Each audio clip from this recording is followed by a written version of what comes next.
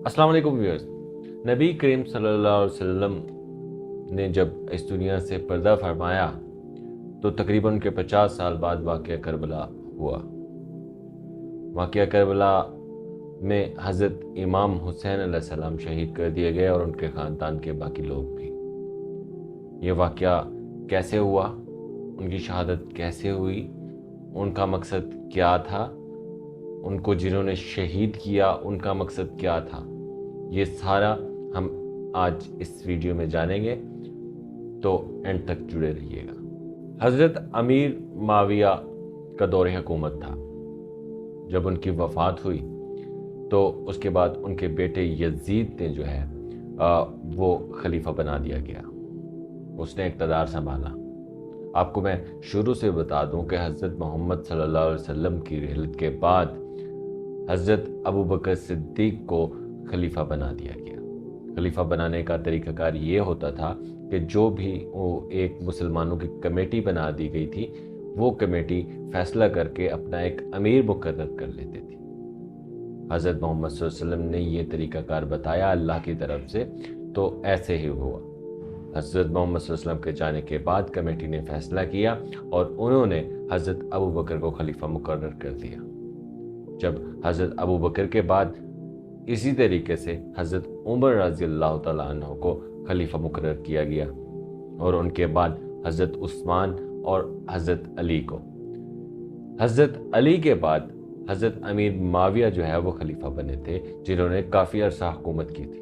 हज़रत अमीर माविया की जब डेथ हुई तो उसके बाद यजीद ने इक़्तिदार संभाला। यजीद के इक़्तिदार संभालने के बाद उसको टेंशन हुई, क्योंकि इन्होंने अपना दारुल हुकूमत जो है वो दिमश्क में शिफ्ट कर दिया था।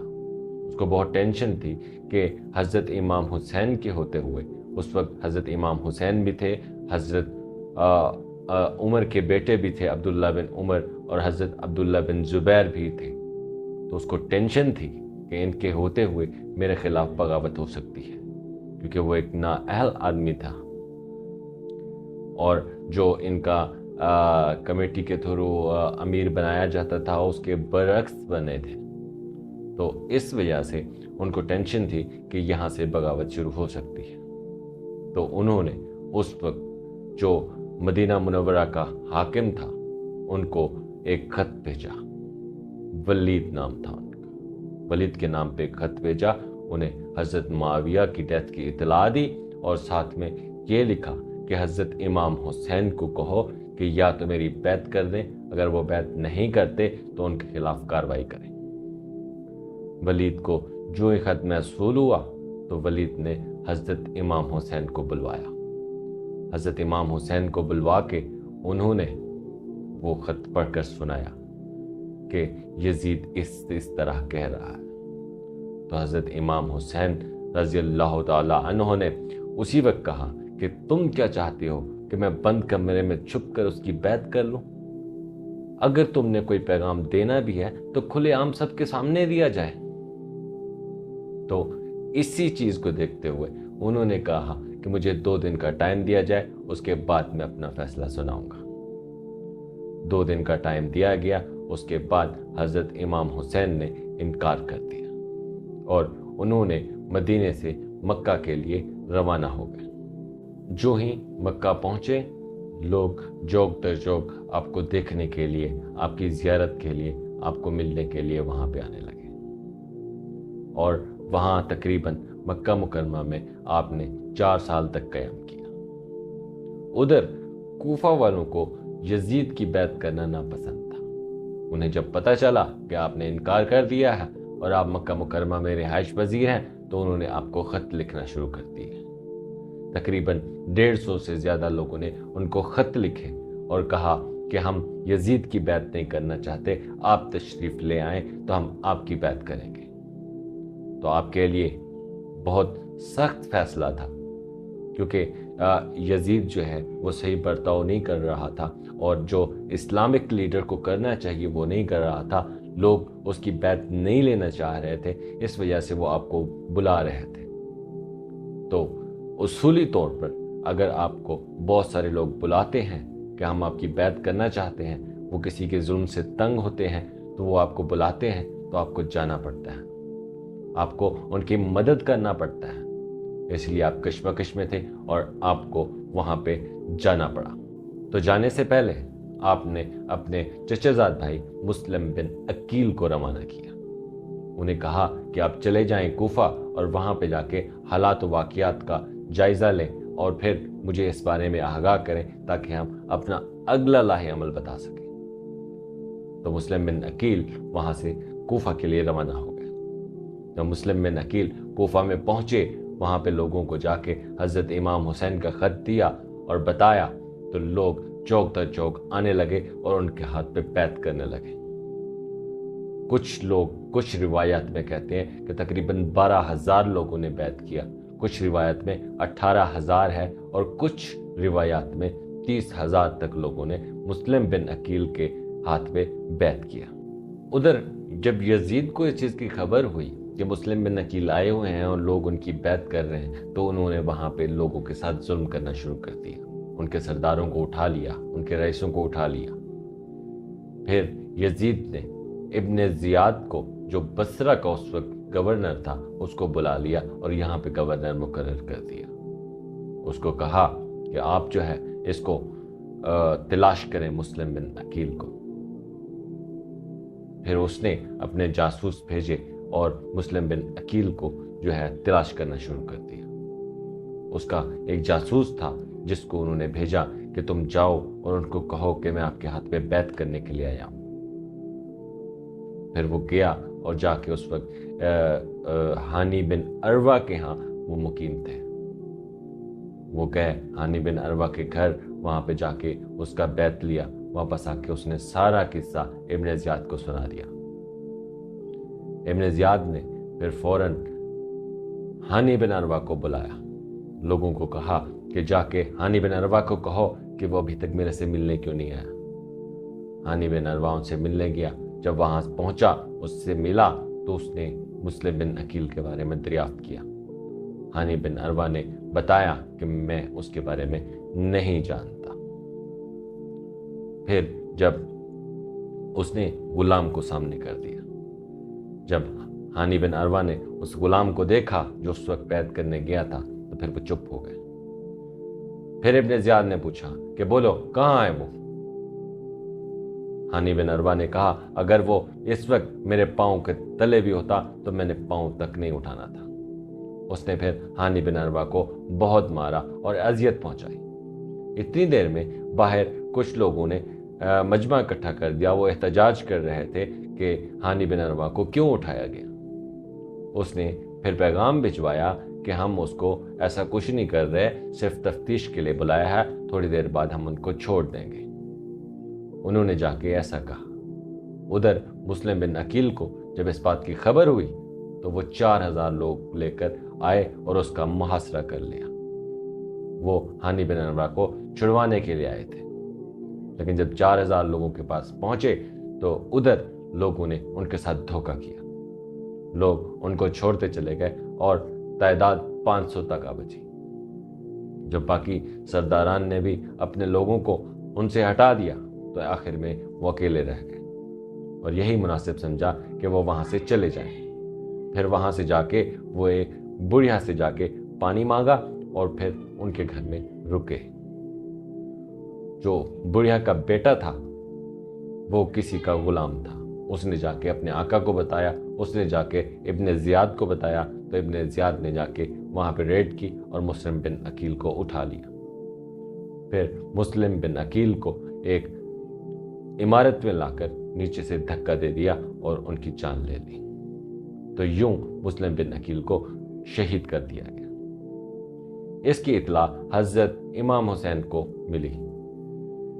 جب 12,000 لوگوں نے بیعت کر لیا تھا مسلم بن عقیل کو، تو مسلم بن عقیل نے ایک خط حضرت امام حسین کی طرف روانہ کیا تھا کہ لوگوں نے میرے ہاتھ پہ بیعت شروع کر دی ہے اور کثیر تعداد میں لوگ ہیں، تو آپ آ جائیں۔ تو حضرت امام حسین روانہ ہو گئے تھے مکہ سے کوفہ کے لیے، تو راستے میں آپ کو خبر ملتی ہے کہ مسلم بن عقیل شہید ہو گئے ہیں اور لوگوں نے وہاں سے غداری کر دی ہے۔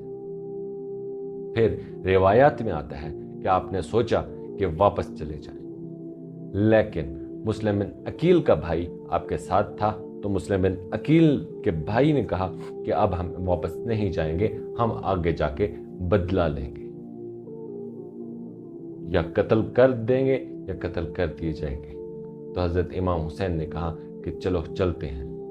कुछ रिवायत में ये आया है, कुछ रिवायत में है कि हजरत इमाम हुसैन फिर भी नहीं रुके और अपने मकसद के लिए आगे रवाना हो गए। तो आप जा रहे थे, तो जब आप कादसिया के मकाम पर पहुंचे, कादसिया से कुछ दूर थे, तो वहां पे इनका जो यजीद का बंदा था, हुर बिन यजीद, वो आया। उसने आके हजरत इमाम हुसैन को कहा कि मुझे इब्न ज़ियाद ने भेजा है, उन्होंने हुक्म दिया है कि तुम जो है यहाँ से वापस नहीं जा सकते। उन्होंने हुक्म दिया है मुझे कि आपको लेके आऊं मैं उनकी तरफ, इब्न ज़ियाद की तरफ, लेकिन आपने जाने से इनकार कर दिया। आपने उनको कहा कि मैंने नहीं जाना, तो उसने आपको कहा कि मुझे तो यही हुक्म है, ऊपर से उन्होंने मेरे साथ जासूस भी मुकर्रर कर दी है, तो आप वापस भी ना जाएं, आप आगे भी ना जाएं, आप कोई और रास्ता इख्तियार करें, साथ में आप ख़त भी लिख दें यजीद को, मैं भी उसको ख़त लिख देता हूँ ताकि कोई बीच की राह निकले और मेरी जो जिम्मेदारी है वो भी पूरी हो और आपको भी किसी किस्म का नुकसान ना पहुँचे। तो कादसिया से फिर करबला की तरफ रुख किया और वहाँ पे चले गए, और हुर बिन यजीद भी आपके साथ था। उमर बिन साद उस वक्त एक हुकूमत थी रे की, रे हुकूमत वो लेना चाहता था। तो इब्न ज़ियाद ने उसको बुलाया और उससे कहा कि हज़रत इमाम हुसैन के लश्कर पर हमला करो। उसने मना कर दिया, वो नहीं करना चाहता था, लेकिन उसे कहा कि या रे की हुकूमत नहीं मिलेगी अगर तुमने हमला ना किया। तो फिर इस चीज़ को देखते हुए वो एक बहुत बड़ा लश्कर लेकर हज़रत इमाम हुसैन की तरफ रवाना हो गया, और वहाँ पे जाके उसने बहुत तकालीफ पहुँचाई। आया, हज़रत इमाम हुसैन को कहा कि मुझे हुक्म है कि मैं आपको इब्न ज़ियाद के पास ले चलूँ। तो हज़रत इमाम हुसैन ने कहा कि हम तो ऐसे नहीं जाएंगे। हज़रत इमाम हुसैन ने उसको 3 बातें कही। हज़रत इमाम हुसैन ने उसे कहा कि या तो मैं वापस चला जाता हूँ, या मैं यजीद के पास चला जाता हूँ और वहाँ से जाके मैं उसके साथ अपने मामला तय करता हूँ, या तीसरी ये है कि मुझे किसी भी मुस्लिम सरहद तक की तरफ जाने दिया जाए, तो वहाँ पे जैसा उनका रहन सहन होगा मैं वैसे रह लूँगा। उसको ये बात पसंद आई उमर बिन साद बिन अबी वकास को। उन्होंने कहा ठीक है। उन्होंने ये बात फौरन इब्न ज़ियाद के पास पहुंचाई। इब्न ज़ियाद भी, उबैदुल्लाह इब्न ज़ियाद भी इस बात पर एग्री हुआ। लेकिन वहां पे शिमर जो था, शिमर बिल जोशन, उसको जब ये बात बताई तो उसने इसको कहा कि नहीं, ऐसा नहीं करना, क्योंकि अगर वो चले गए तो उनको मौका मिल जाएगा, फिर वो बहुत बड़ी ताकत बनकर वापस आएंगे और हमारे ऊपर हमला करेंगे। तो इससे बेहतर है कि इनको इस तरह की कोई राह ना दी जाए। तो शिमर की बात उन्होंने मान ली, और फिर शिमर की कमांड में एक लश्कर हजरत इमाम हुसैन की तरफ भेज दिया गया। जो ही वो वहां पे पहुंचे, उन्होंने आपस में जो है जंग का इरादा कर लिया। उन्होंने हजरत इमाम हुसैन का और उनके खानदान का पानी तक बंद कर दिया। 3 दिन तक उनका पानी बंद किए रखा। 9 मुहर्रम के दिन ये जंग का आगाज होना था। तो हजरत इमाम हुसैन ने कहा कि आज जो है वो जंग नहीं करनी, क्योंकि आज हम आपस में वसीयत करेंगे या अल्लाह की बारगाह में इबादत करेंगे, जो भी मामलात हैं वो तय करेंगे। हम जो है वो मैदान जंग में कल आएंगे, तो कल तक के लिए हम जंग को टाल देते हैं। फिर 9 मुहर्रम को जंग टाल दी गई, और 10 मुहर्रम की सुबह ये सारा लश्कर शिमर की कमांड में वहां पे आ गया। शिमर की कमांड में ये लश्कर आमने सामने था। तो इनका जो लश्कर था उमर बिन साद का और शिमर का, इन्होंने 4 तरफ से हमला किया। एक तरफ का जो लीडर मुकर्रर किया, कमांडर मुकर्रर किया, वो हुर बिन यजीद को किया। हुर बिन यजीद क्योंकि शुरू से इनके साथ था हजरत इमाम हुसैन वालों के, तो वो इनसे इम्प्रेस था। तो आखिर में वो हजरत इमाम हुसैन के लश्कर की तरफ आ गया اور حضرت امام حسین کو کہا کہ مجھے اس چیز کا پچھتاوا ہے، مجھے نہیں پتا تھا کہ بات اس لیول تک پہنچ جائے گی کہ یہ اتنی بڑی جنگ چھڑ جائے گی۔ میں اس وقت اگر آپ کو جانے دیتا تو معاملہ یہاں تک نہ پہنچتا۔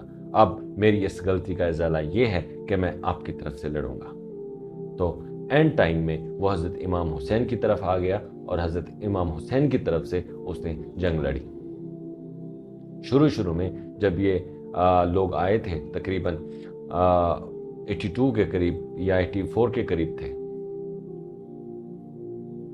تو بعد میں ان کی تعداد، حضرت امام حسین کو جب پتہ چلا کہ یہ ہم بہت مشکل میں پھنس گئے ہیں اور نہ آگے جانے کا کوئی سین ہے نہ پیچھے جانے کا کوئی سین ہے، تو انہوں نے لوگوں کو کہا کہ اب وقت اس طرح کا آ گیا ہے، اگر آپ میں سے کوئی جانا چاہے تو جا سکتا ہے۔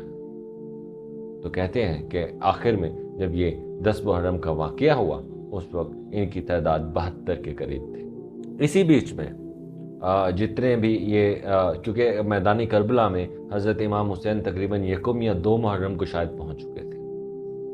اسی بیچ میں ان لشکر کو بار بار یہ کہتے رہے کہ میں یہاں جنگ کے لیے نہیں آیا، میں یہاں جنگ کرنے کے لیے نہیں آیا، میں مسلمانوں کا قتل نہیں کر سکتا، میں مسلمانوں کے خلاف نہیں لڑ سکتا، تم ہی لوگ تھے جو مجھے بلا رہے تھے کہ آئیں، میں آپ لوگوں کے کہنے پہ آیا ہوں، اگر آپ لوگوں کو نہیں پسند تو میں واپس چلا جاتا ہوں، اس میں کوئی برائی نہیں ہے۔ لیکن انہوں نے کہا کہ ہم نے تو نہیں بلایا۔ پھر حضرت امام حسین نے 2 تھیلے ان کے سامنے پھینکے کہ یہ دیکھیں، یہ خط آپ لوگوں نے لکھے، لیکن انہوں نے کہا کہ نہیں، ہم نے نہیں لکھے اور مکر گئے۔ سراسر انہوں نے دھوکہ دیا۔ پھر 10 محرم کے دن آمنے سامنے ہوئے لشکر، تو انہوں نے مارنا شروع کر دیا۔ پہلا تیر شمر نے پھینکا تھا۔ آپ کے بھائی، آپ کا خاندان، آپ کو سب کو شہید کر دیا گیا۔ اینڈ میں حضرت امام حسین کی گردن مبارک کو بھی کاٹ دیا گیا تھا۔ ایک چھوٹا بچہ حضرت امام حسین کا، امام زین العابدین، وہ بیمار تھے، شمر ان کو بھی مارنے پہ تلا ہوا تھا، لیکن عمر بن سعد بن ابی وقاص نے روکا کہ ایک بیمار بچہ ہے، اس کو نہ مارا جائے، اور اس نے روکا کہ عورتوں کے خیموں کی طرف بھی ہاتھ نہ بڑھایا جائے۔ پھر ان سب کو شہید کرنے کے بعد انہوں نے امام زین العابدین اور باقی عورتوں کو قید کر دیا۔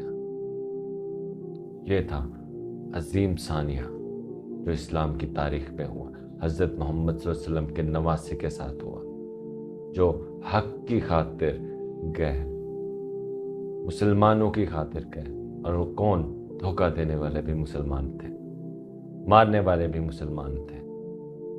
ایک ہی جگہ پہ، ایک ہی ٹائم پہ اذان ہوتی تھی، ایک ہی ٹائم پہ نماز ہوتی تھی، وہ لشکر بھی نماز پڑھ رہا ہوتا تھا، وہ لشکر بھی نماز پڑھ رہا ہوتا تھا، لیکن پھر آج تک جس کا نام لیا جاتا ہے وہ ہے حسین، حضرت امام حسین رضی اللہ تعالیٰ عنہ، جنہوں نے حق کی خاطر اپنی جان تو دے دی، لیکن کسی جابر کی بیعت قبول نہیں کی۔